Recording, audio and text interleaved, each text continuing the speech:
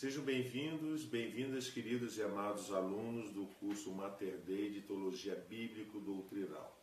Nós hoje agora, nessa sétima aula do 13º módulo, nós iremos terminar a terceira parte sobre as heresias.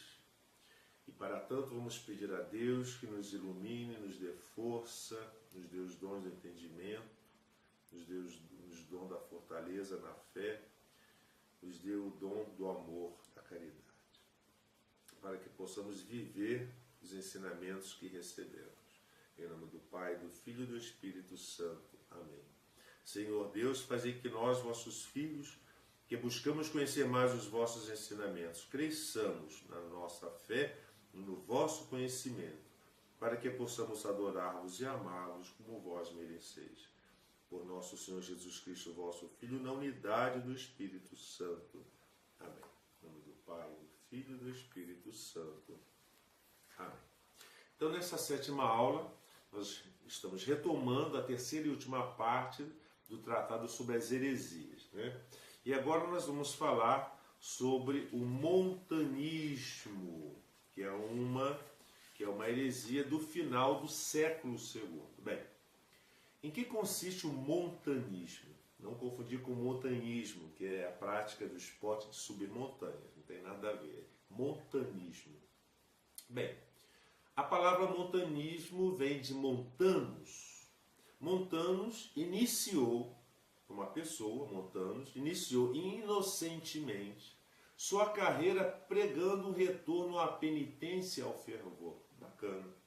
Todavia, ele alegava que seus ensinamentos estavam acima dos ensinamentos da igreja, porque ele era diretamente inspirado pelo Espírito Santo. Logo, ele começou a ensinar sobre uma iminente volta de Cristo em sua cidade natal na Frígia.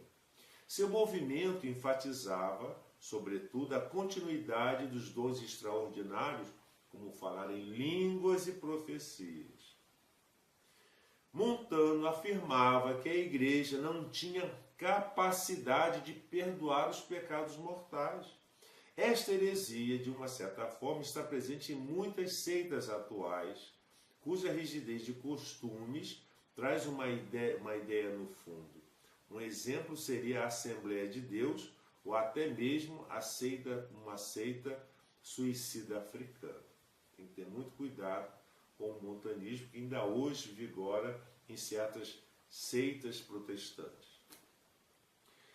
A outra heresia é o sabelianismo. O que é o sabelianismo?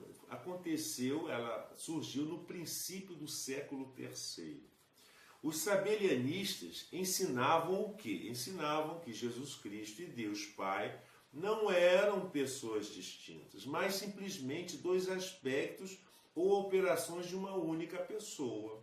De acordo com elas, as três pessoas da Trindade existiam apenas em referência ao relacionamento de Deus com o homem, mas não como uma realidade objetiva.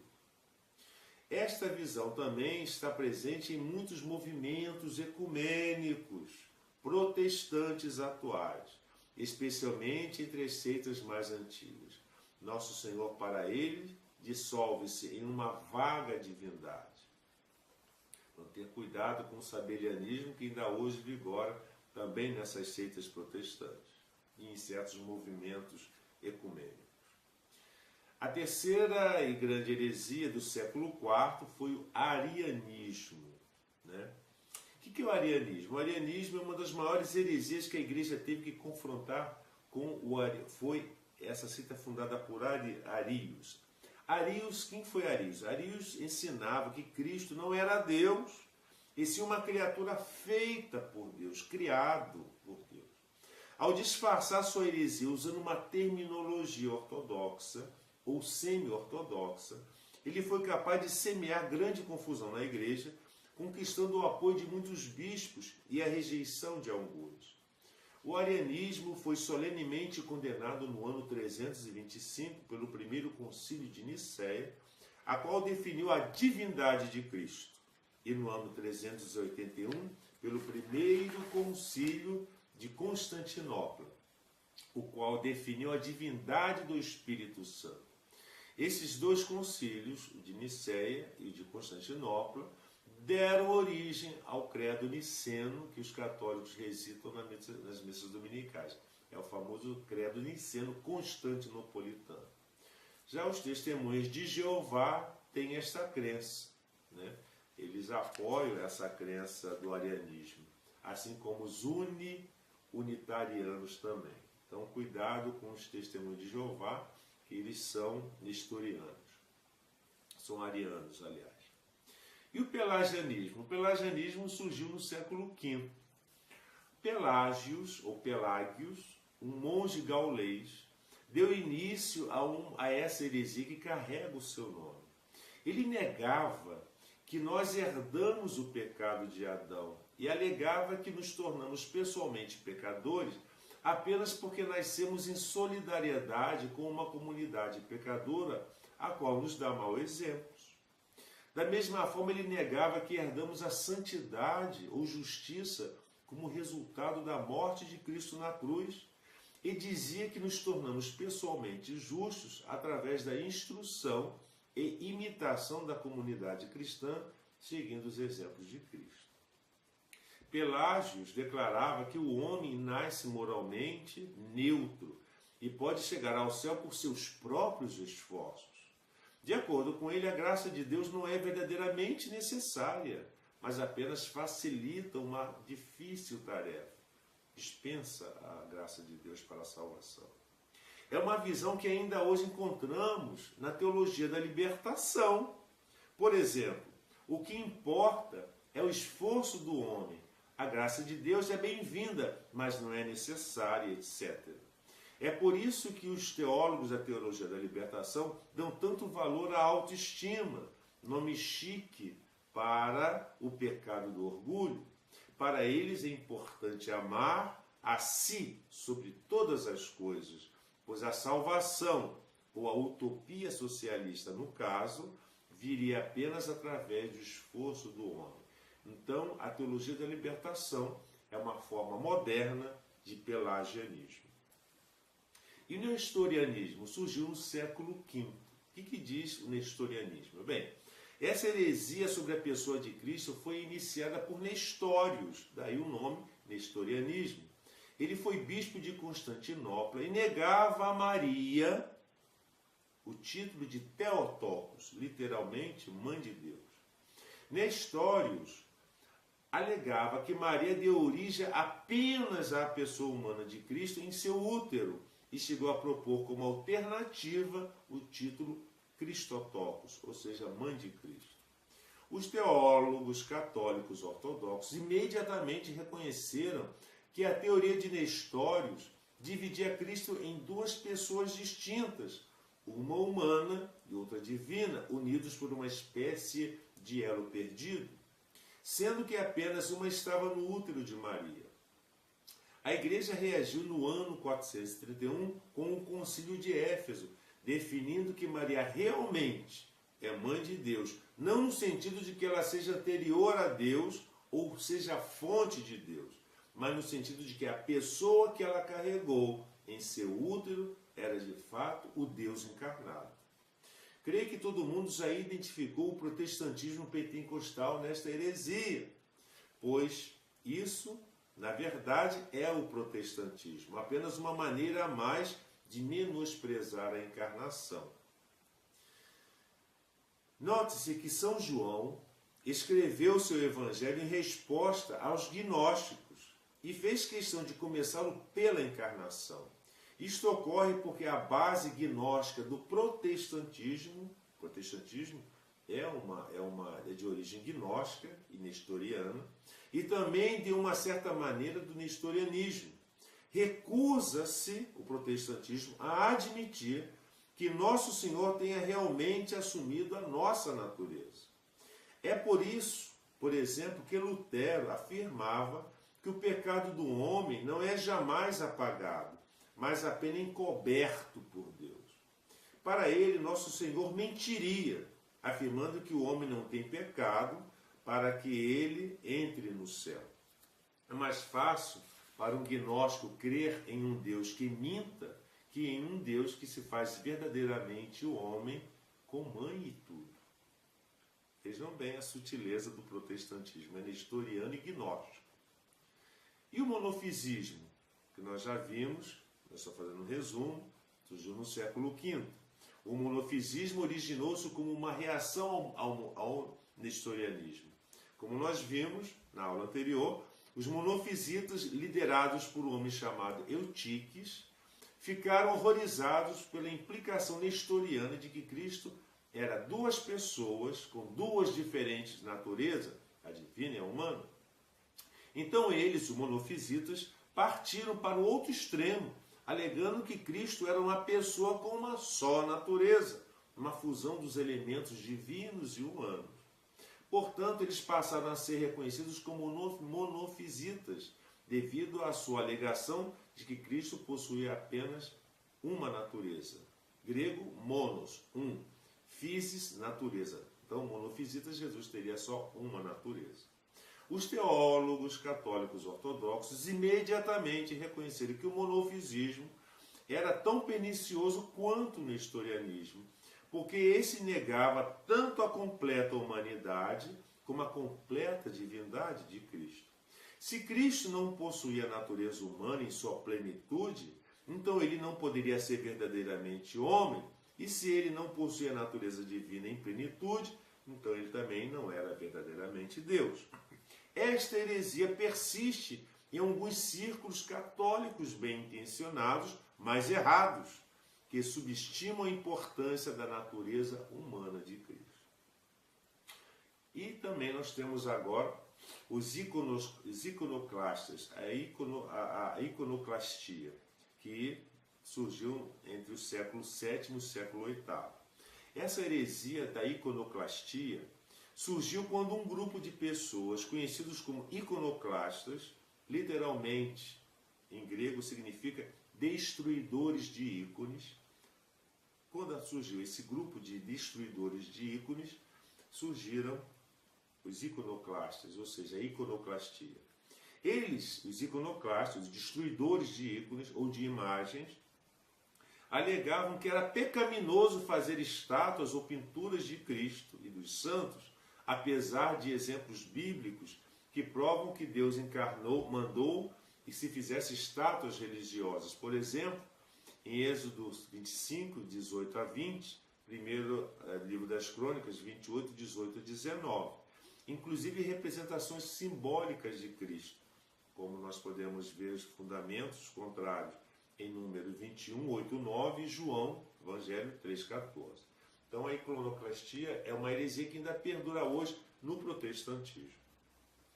E o catarismo? O catarismo surgiu no século XI. O catarismo foi uma complicada mistura de religiões não católicas trabalhadas com uma terminologia cristã.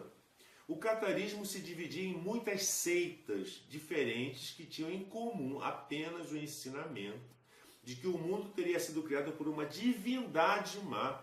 Portanto, toda a matéria é má. E por isso devemos adorar apenas a divindade do bem.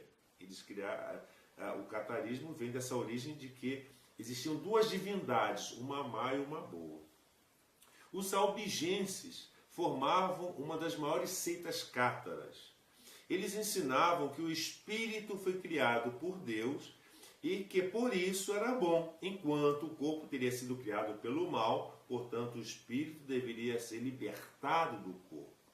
Ter filhos era considerado pelos albigenses um dos maiores males, já que isso era o mesmo que aprisionar outro espírito na carne, no corpo, na matéria. Obviamente o casamento era proibido, embora a fornicação fosse permitida. Tremendos jejuns e severas mortificações eram praticados e seus líderes adotavam uma vida de voluntária pobreza. Alguns aspectos da gnose cátara hoje são parte integrante da mentalidade geral em nossa sociedade. Por exemplo, o horror à concepção, que provoca o aborto, o amor à fornicação, o sensualismo. Infelizmente, há católicos que aderem a essa mentalidade e praticam sem as necessárias razões graves à abstinência periódica das relações conjugais nos dias férteis e por aí vai. Outra heresia que surgiu no século XVI é o protestantismo. Os grupos protestantes se dividem em uma ampla variedade de diversas doutrinas. Todavia, virtualmente, todos alegam acreditar no princípio da sola scriptura, ou seja, apenas a Escritura é fonte da revelação. Ideia que difunde o uso apenas da Bíblia para formular sua teologia. E sola fide, ou seja, apenas a fé. A ideia de que somos justificados somente pela fé. Apesar disso, existe pouca concordância entre o que essas duas doutrinas-chave realmente significam. Por exemplo, Lutero acreditava que a fé salvífica é expressa pelo batismo, pelo qual, segundo ele, uma pessoa renasce e seus pecados são perdoados, ao passo que muitos fundamentalistas alegam ser essa uma falsa pregação e que o batismo é meramente um símbolo. A grande diversidade de doutrinas protestantes advém da doutrina do julgamento privado, a qual nega a infalível autoridade da Igreja e alega que cada indivíduo pode interpretar a Escritura por si próprio, é livre interpretação da Bíblia. Essa ideia é rejeitada pela própria Bíblia. Essa ideia de que a pessoa pode interpretar ao seu livre-arbítrio, à sua livre interpretação, a própria Bíblia condena esse tipo de coisa. Na segunda carta de Pedro, capítulo 1, versículo 20, que nos dá a primeira regra para a interpretação da Bíblia, que diz o seguinte, abre aspas, antes de tudo saber que nenhuma profecia da Escritura é de interpretação pessoal. Fecham aspas. Uma significante tática dessa heresia é a tentativa de confrontar a Igreja com a Bíblia, negando que o magistério possua qualquer autoridade infalível para ensinar ou interpretar as Escrituras. A doutrina do julgamento privado resultou em um enorme número de diferentes denominações. De acordo com o The Christian Source Book, existiam aproximadamente 21.000 denominações em 1986, com 270 novas se formando a cada ano. Virtualmente todas elas são protestantes, hoje são milhares. E o jansenismo? O jansenismo surgiu no século XVII.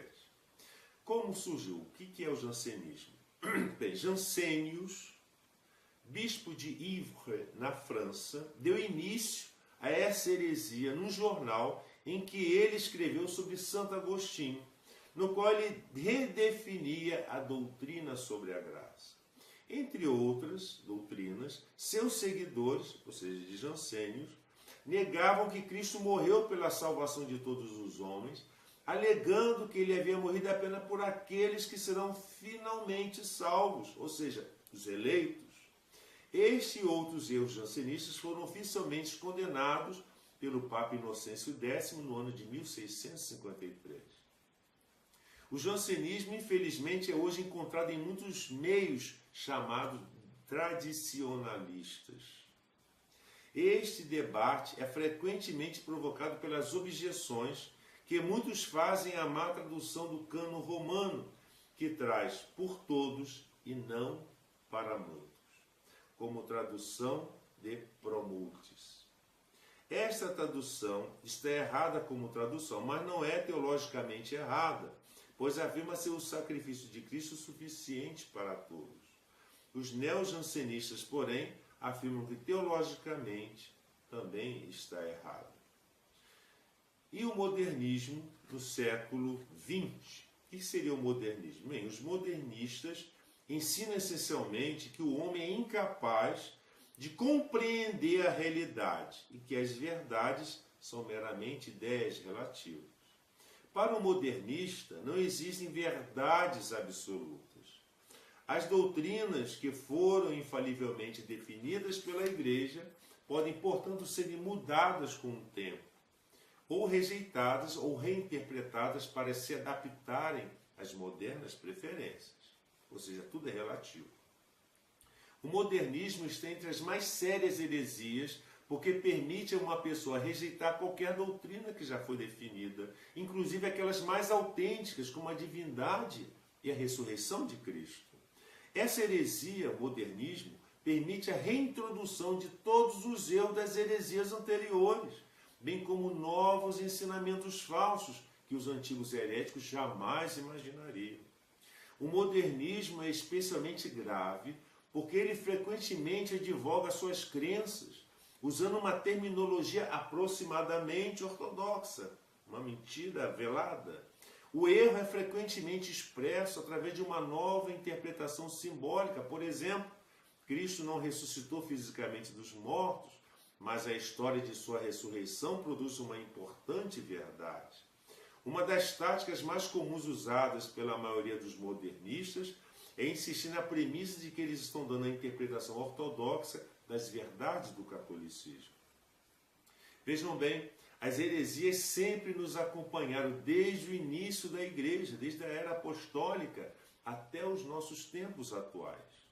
Geralmente, elas sempre tiveram início por membros da hierarquia da igreja, mas eram combatidas e corrigidas pelos concílios e pelos papas. Felizmente, temos a promessa de Cristo de que as heresias jamais prevalecerão contra a igreja. Diz em Mateus 16:18, Tu és Pedro, e sobre esta pedra edificarei a minha igreja, e as portas do inferno jamais prevalecerão sobre ela. Pois a igreja é verdadeiramente, nas palavras de Paulo Apóstolo, coluna e sustentáculo da verdade, como ele fala em 1ª carta a Timóteo, capítulo 3, versículo 15. E aqui terminamos a nossa 7ª aula e fechamos todo o tratado de heresias. Parece meio confuso por causa dos vários nomes estranhos que nós falamos aqui, mas na nossa apostila estão essas heresias bem explicadas, né? Aqui apenas nós falamos e explicamos de uma maneira muito superficial, sem nos aprofundar, mas nós indicamos na nossa apostila, além de estar o assunto ali todo explicado, também indicamos bibliografias para que vocês possam se aprofundar no estudo. E na próxima aula nós iremos, na última aula desse 13º módulo, nós vamos começar sobre a história da igreja, a primeira parte, que é uma parte muito extensa. Que o Senhor nos abençoe, guarde-nos de todo mal e nos conduza à vida eterna.